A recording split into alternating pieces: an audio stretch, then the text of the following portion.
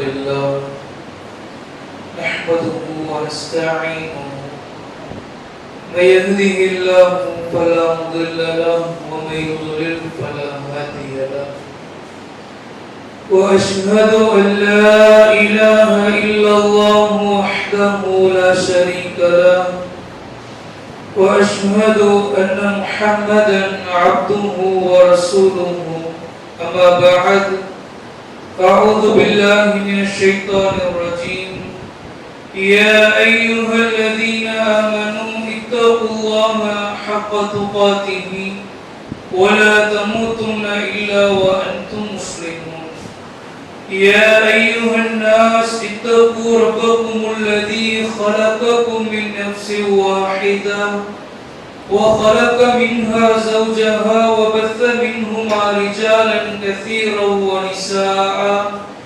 واتقوا الله الذي تساءلون به والأرحام إن الله كان عليكم رقيبا يا أيها الذين آمنوا اتقوا الله وقولوا قولا سديدا يصلح لكم أعمالكم ويغفر لكم ذنوبكم ومن يطع الله ورسوله فقد فاز فوزا عظيما إن أصدق الحديث كتاب الله وأحسن الهدي هدي محمد صلى الله عليه وسلم وشر الأمور محدثاتها وكل محدثة بدعة وكل بدعة ضلالة وكل ضلالة في النار اللهم صل على محمد وعلى آل محمد كما صليت على إبراهيم وعلى آل إبراهيم إنك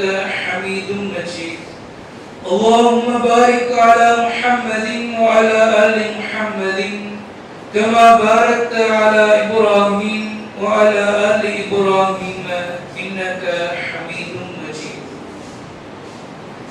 சூரியன் உதயமாகும் நாட்களிலே சிறந்த நாளான ஜும்ஆவுடைய தினத்தில் அல்லாஹ்விற்கு செலுத்த வேண்டிய கடமையான வணக்கத்தை நிறைவேற்றுவதற்காக நாம் அனைவரும் அவனுடைய ஆலயத்திலே ஒன்று கூடி இருக்கின்றோம்.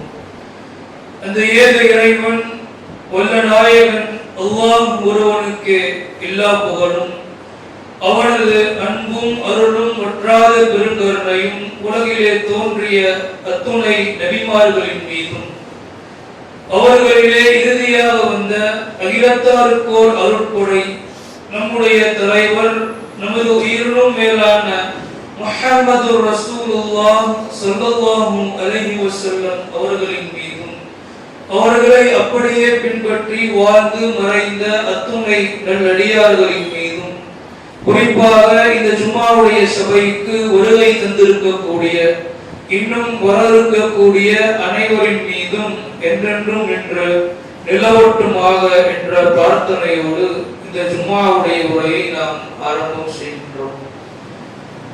கணித்திற்கும் பெருமதிப்பிற்கும் மரியாதைக்கும் உரிய எல்லாம் வல்ல அல்லாஹ்வின் அடியார்களே, சகோதர சகோதரிகளே, அல்லாஹ் ரப்புல் ஆலமீன் இந்த உலகத்திலே ஏராளமான சமுதாயங்களை படைத்திருக்கின்றான்.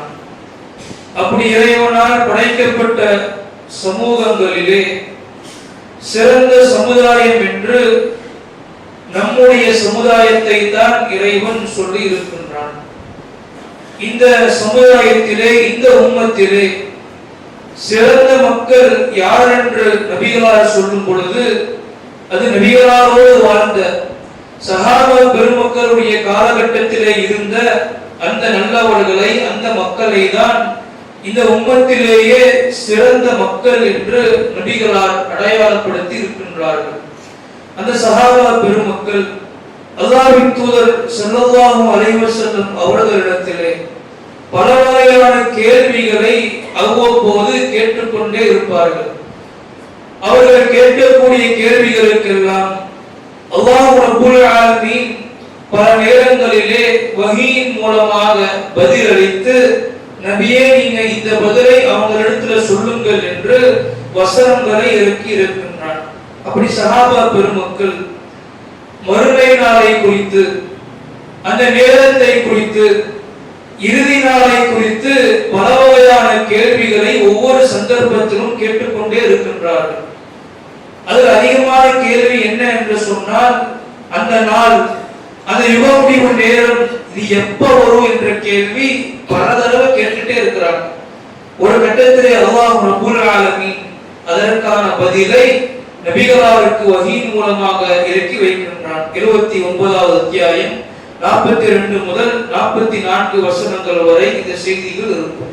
யஸ்அலூனக அனிஸ் ஸாஅத்தி அய்யான முர்சாஹா, நபியே, அந்த மக்கள் உங்களிடத்திலே கேட்கின்றார்கள், அனிஸ் ஸாஅ, அந்த நேரம், அந்த நாள் எப்போது வரும் என்று கேட்கின்றார்கள்.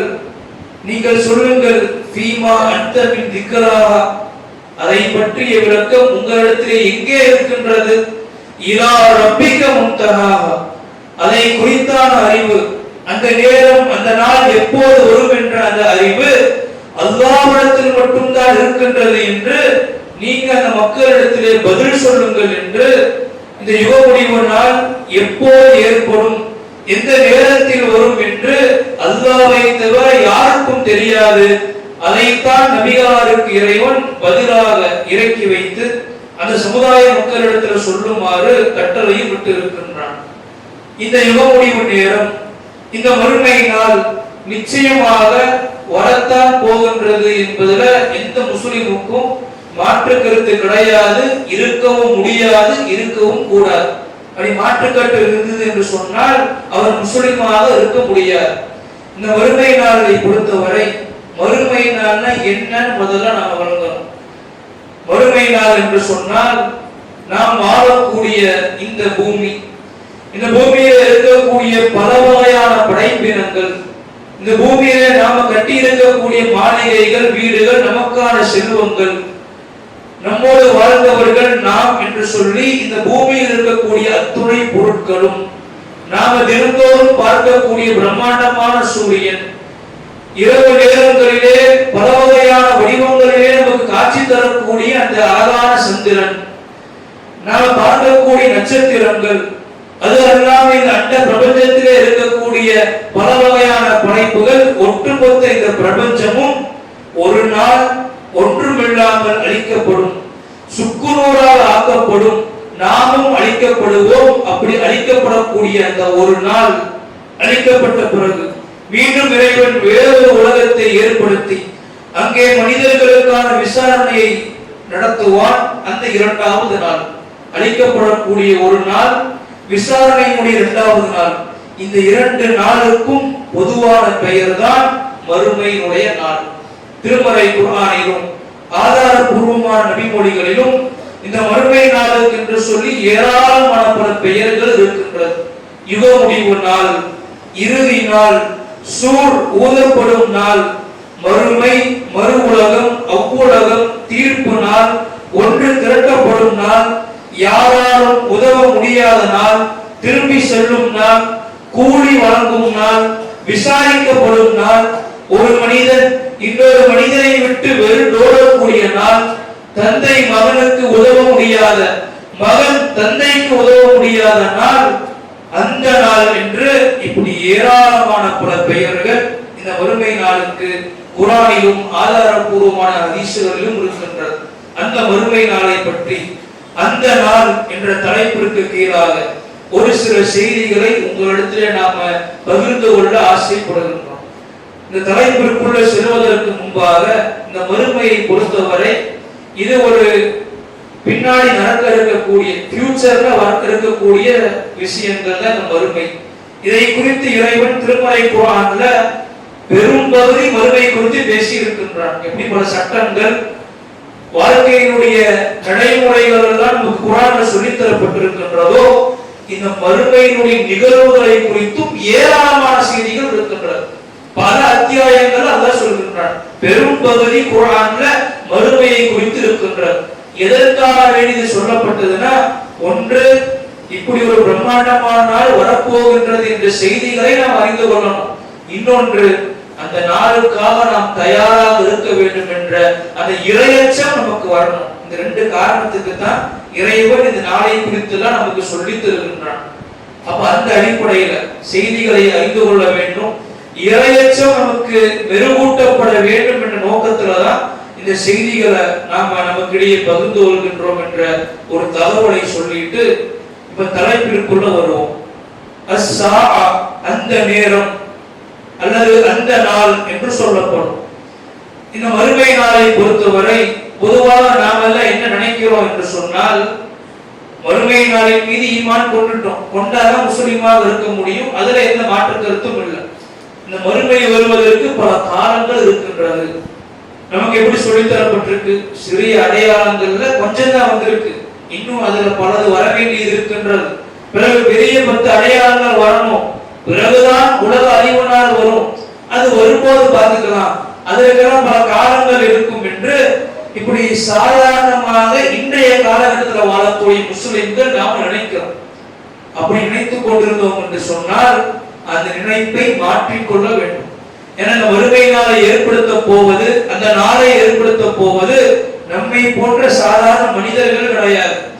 நம்மையும் எல்லா மனிதர்களையும் இந்த அண்ட பிரபஞ்சத்தையும் படைத்த அல்லாஹ் ரப்புல் ஆலமீன் ஏற்படுத்த போகின்றான். அவன் நினைச்சானா அடுத்த ஒரு செகண்ட் எல்லாத்தையும் கண்ணு மாலை காட்டிட்டு இறைவன் போயிட்டே இருப்பான். அது அல்லாஹ்வுடைய ஆற்றல். இருந்தாலும் எந்த அளவுக்கு வேகமாக இந்த மறுமை நமக்கு வரும் என்பதை அல்லாஹ்வின் தூதர் ஸல்லல்லாஹு அலைஹி வஸல்லம் அவர்கள் சொல்கின்றார்கள். புகாரியில பதிவு செய்யப்பட்ட ஹதீஸ். வலா தகும் மன்னஸா, மறுமை மிக வேகமாக வரும். எந்த அளவுக்கு என்று சொன்னால், 2 மனிதர்கள் வியாபாரம் செய்வதற்காக வேண்டி துணியை விரித்திருப்பார்கள். அந்த துணியை வியாபாரம் செய்திருக்கவும் மாட்டார்கள், அதை சுருட்டி வைத்திருக்கவும் மாட்டார்கள். அதற்குள் வறுமை நாள் வந்துவிடும். மேலும் சொல்கின்றார்கள், ஒருவர் தன்னுடைய ஒட்டகத்திலிருந்து பாலை கறந்திருப்பார், கறந்துவிட்டு அப்போதுதான் திரும்பி இருப்பார். அவர் அந்த பாலை அருந்து இருக்க கூட மாட்டார். அதற்குள் வறுமை நாள் வந்துவிடும். ஒருவர் தம்முடைய கால்நடைகளுக்காக வேண்டி ஒரு நீர் தொட்டியை அமைத்திருப்பார். அந்த நீர் தொட்டியிலிருந்து அந்த கால்நடைகளுக்கு தண்ணீர் புகட்டி இருக்க மாட்டார். அதற்குள் வறுமை நாள் வந்துவிடும். ஒருவர் மது உணவை தன்னுடைய கையிலே வைத்து வாய்க்கருகே கொண்டு சென்றிருப்பார், அதை பருக இருக்க மாட்டார். அதற்குள் வறுமை நாள் வந்துவிடும் என்று இவ்வளவு வேகமாக மறுமையை ஒரு முஸ்லிம் எதிர்பார்க்க வேண்டும் என்று நபிகளார் சொன்ன இந்த ஹதீஸ் புகாரியில 7121வது ஹதீஸாக பதிவு செய்யப்பட்டிருக்கின்றது. எவ்வளவு வேகம்னு பாருங்க. 2 துணியை விரிச்சிட்டு அதை வியாபாரம் பண்ணவும் இல்லை, அதை சுருட்டி வைக்கவும் இல்லை, அதற்குள் வறுமை நாள் வந்துவிடும் என்று சொன்னால் எவ்வளவு வேகம். ஒரு மனிதர் மது உணவை வாய்க்கருகே கொண்டு சென்றிருப்பார், கொண்டு சென்ற அந்த உணவை சாப்பிட்டிருக்க மாட்டார். எவ்வளவு கேப்புங்க இருக்கும்? ஒரு விரல் கேப் இருக்குமா? அதற்குள் வறுமை நாள் வந்துவிடும் என்றால் இவ்வளவு வேகமாக இறைவன் வறுமை நாளை ஏற்படுத்தி விடுவோம். அதனால குறித்து அஞ்சணும். மரணம்னா ஒரு அச்சம் வரும், எப்ப வேணா வந்துடலாம், அடுத்த நொடி கூட வந்துடலாம் அச்சம் இருக்கும். வறுமை அப்படிதான், எப்ப வேணா வந்துடலாம், அடுத்த நொடி கூட இறைவன் ஏற்படுத்துவான் என்பதுல எந்த வகையான மாற்று கருத்தும் ஒரு முஸ்லிமுக்கு இருக்கக்கூடாது. அப்படி அந்த வறுமை நாள் ஏற்பட்டு விட்டது என்று சொன்னால், வறுமை அல்லாஹ் கொண்டு வந்துட்டான் என்று சொன்னால், அந்த நாள்ல நடக்கக்கூடிய சில சம்பவங்கள், பல செய்திகள் இருக்கின்றது. சில சம்பவங்களை உங்களிடத்திலே நாம் பதிவு செய்கின்றோம். நாம் எல்லாம் உலக வாழ்க்கையில, அன்றாட வாழ்க்கையில ஈடுபட்டு கொண்டு இருப்போம். வியாபாரம் செய்யக்கூடியவர் வியாபாரம் செய்து கொண்டிருப்பார், கடை வீதிக்கு சென்று பொருளை பேரம் பேசி வாங்கக்கூடியவர் அதை வாங்கிக் கொண்டிருப்பார், தூங்கிக் கொண்டிருப்பவர் அதை செய்து கொண்டிருப்பார், சண்டை சச்சரவுகளில் ஈடுபடக்கூடியவர்கள் அதில் இருப்பாங்க, வெளியூருக்கு செல்லக்கூடியவர்கள் பயணத்தில் இருப்பார்கள், சுற்றுலாவுக்கு செல்லக்கூடியவர்கள் அதில் இருப்பார்கள். இப்படி அன்றாட வேலைகளில் நாம் ஈடுபட்டு இருக்கக்கூடிய அந்த நேரத்திலே அல்லாஹ் ரப்பல் ஆலமீன் சொல்லி காட்டுகின்றான், மா யன்துருன இல்லா ஸைஹத வாஹிதா, ஒரே ஒரு பெரும் சப்தத்தை தவிர அவர்கள் எதையும் எதிர்பார்க்க மாட்டார்கள். அன்றாட வாழ்க்கையில் நாம் இருக்கும் பொழுது மிகப்பெரிய சப்தம், அதுவரை உலகத்தில் நாம் கேட்காத ஒரு பெரிய சப்தத்தை இறைவன் ஏற்படுத்துவான். தகுதுஹும் வஹும் யஹ்ஸிமூன், அவர்கள் விவாதித்துக் கொண்டிருக்கும் பொழுது, அவர்கள் அன்றாட வாழ்க்கையை ஈடுபட்டுக் கொண்டிருக்கும் பொழுது அந்த சப்தம், அந்த வறுமையினால் அவர்களை பீடித்துக் கொள்ளும். அந்த சப்தம் ஏற்பட்ட உடனேயே வலா யஸ்ததியூன தஸ்வியத வலா இலா அஹ்லிஹிம் யர்ஜிஊன், தனக்கு மவுத்து தான் வந்துருச்சு, தனக்கு ஏதாச்சும் ஆக போகுது என்று நினைச்சு ஒவ்வொரு மனிதனும் மரண சாசனம் செய்ய முயற்சிப்பான். அவனால் மரண சாசனத்தை செய்ய முடியாது. தமது குடும்பத்தாரிடத்தில் செல்ல நினைப்பான், அவனால் செல்ல முடியாது. அந்த சத்தம் ஏற்பட்ட உடனேயே பைதா பரிக்கல் பசர், பார்வைகள் எல்லாம் வானத்தை நோக்கி இலைகுத்த ஆரம்பித்து விடும். வஹஸஃபல் கமர், சந்திரனுக்கு கிரகணம் ஏற்படும். வஜுமிஅ ஷம்ஸு வல் கமர், சூரியனும் சந்திரனும் ஒன்றோடு ஒன்று மோதிக்கொள்ளும். அப்படியே வானத்தில் அந்த மனிதன் அதை பார்த்துக் கொண்டிருப்பான்.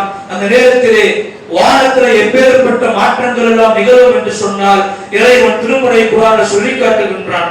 நாம பார்க்கக்கூடிய பிரம்மாண்டமான சூரியன் எவ்வளவு பிரம்மாண்டம் என்று சொன்னால், நம்முடைய பூமியை போல கிட்டத்தட்ட 13 லட்சம் பூமியை சூரியனுக்குள்ள கொண்டு போய் வச்சாலும் இன்னும் இடம் இருக்கும்.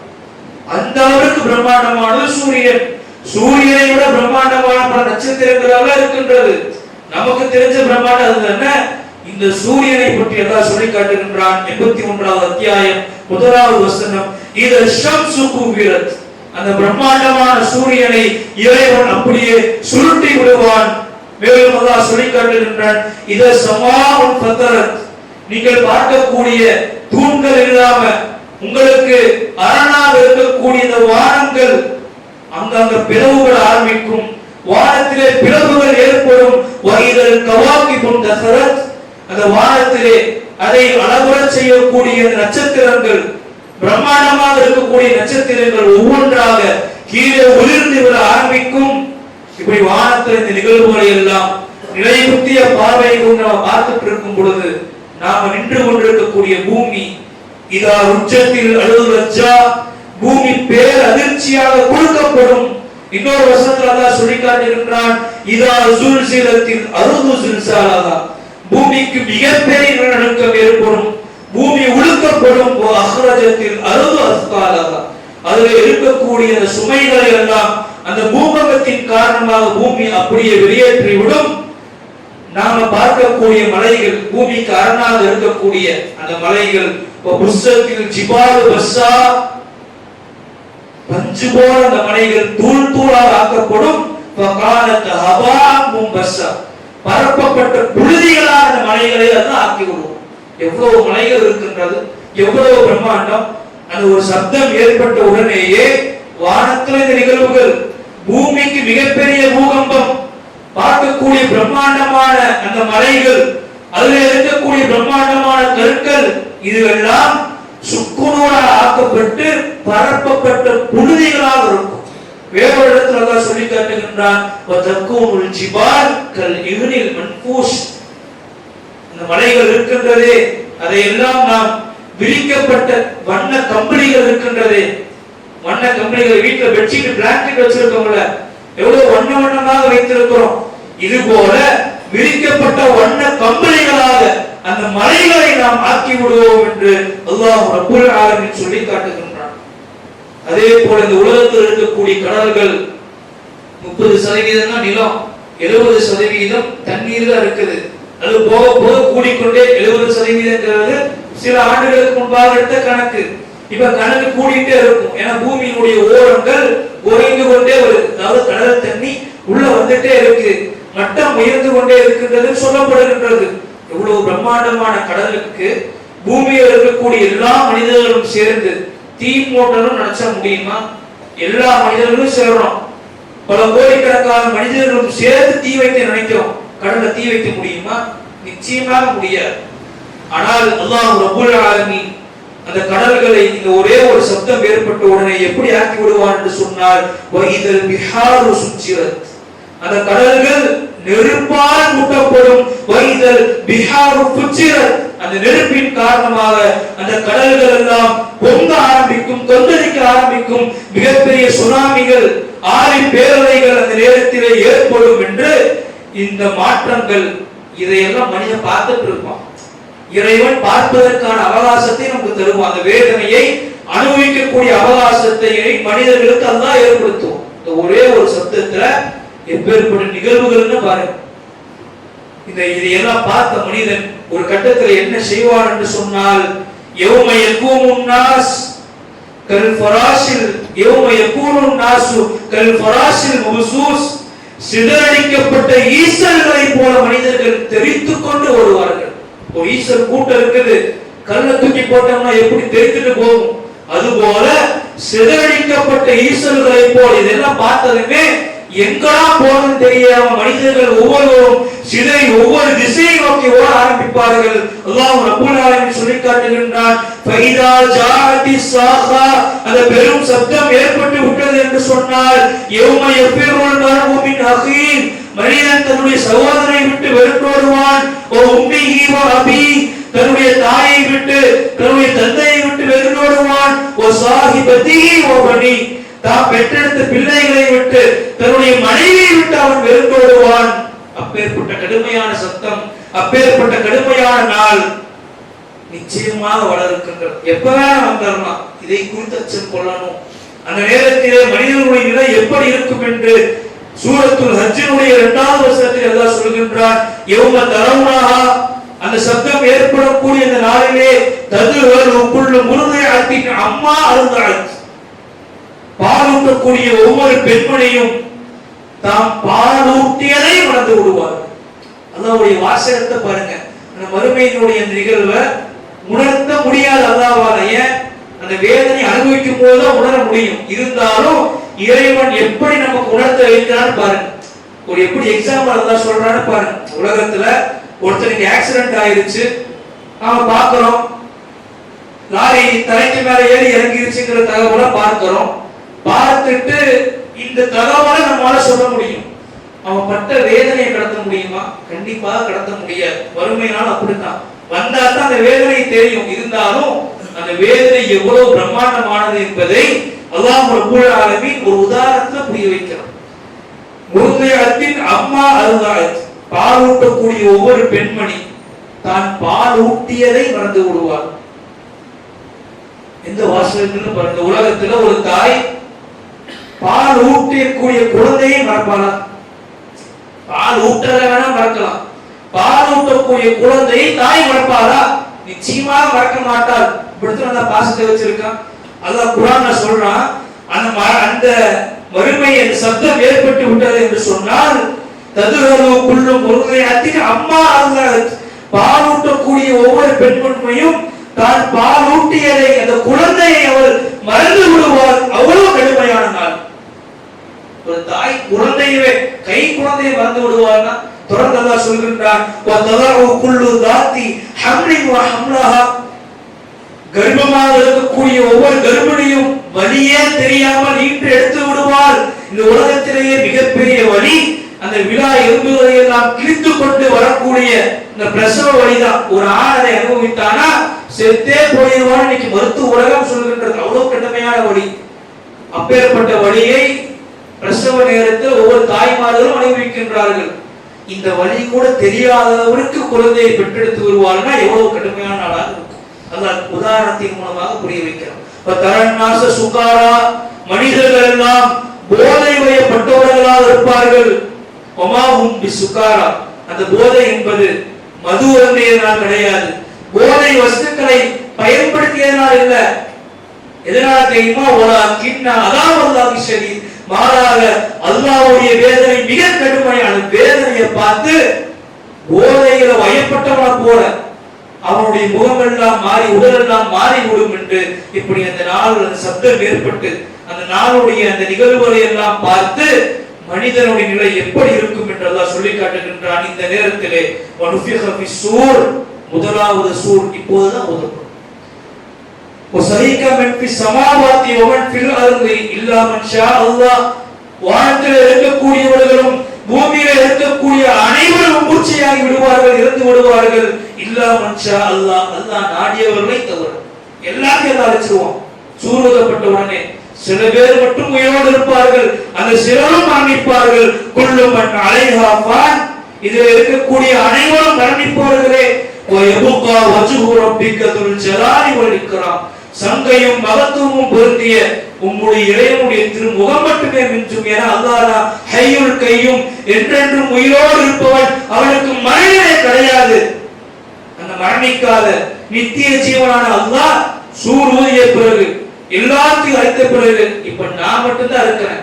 எங்கே உலகத்திலே பெருமை தட்டியவர்கள், உலகத்தை ஆண்டவர்கள், பொருளாதாரத்தை வைத்து பெருமை எடுத்தவர்கள், வீடு வாசலை வைத்து பெருமை எடுத்தவர்கள், பதவிகளை வைத்து இவெல்லாம் எங்கே நான் கேட்கக்கூடிய வகையில கர்வத்தோடு பெருமையோடு இறைவன் மட்டும்தான் மிஞ்சி இருப்பான்.